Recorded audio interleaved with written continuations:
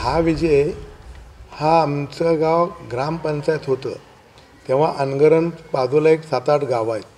ह्या गावामध्ये आमच्या जन्माच्या आधीपासून निवडणूकच झालेली नाही आहे. सगळ्या निवडणुका अविरोध होतात. नगरपंचायत झाल्यानंतर पहिली ही निवडणूक ही अविरोध करायची.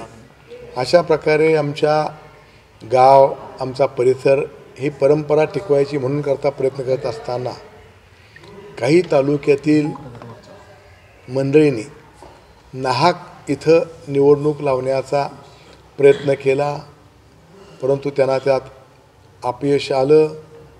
या गावामध्ये सर्व जाती धर्म सगळ्याच विचाराची माणसं एकत्रित येऊन निवडणूक लागली तर सलोखा बिघडतो म्हणून निवडणूक न लावता एका मतानं आपण ह्या निवडणुका पार करायच्या अशा विचारानं हे गाव गेल्या 50-60 वर्षापासून काम करतात.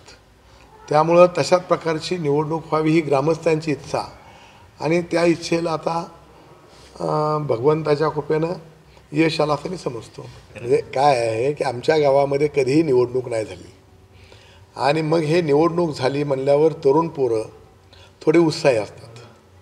त्यामुळं त्याने तो उत्साह साजरा करण्याचा प्रयत्न केला.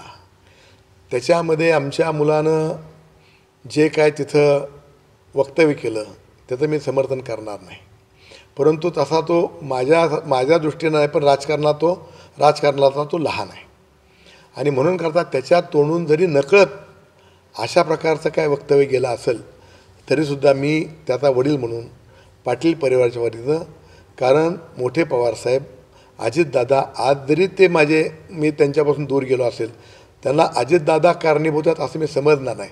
त्याला अनेक कारणं आहेत, तरीसुद्धा मी त्यांचं नेतृत्व मान्य केलं आहे. जे आत्तापर्यंत वैभव उभा केलं गेलेलं आहे त्याच्यामध्ये मोठ्या साहेबांचा आणि अजितदादांचा सिंहाचा वाटा आहे.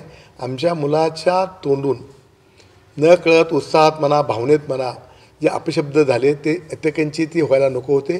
त्याबद्दल मी अजितदादांचं व्यक्तिशः आणि पवार परिवारांचं मी अंतःकरणपूर्वक इथं दिलगिरी व्यक्त करतो, क्षमा व्यक्त करतो.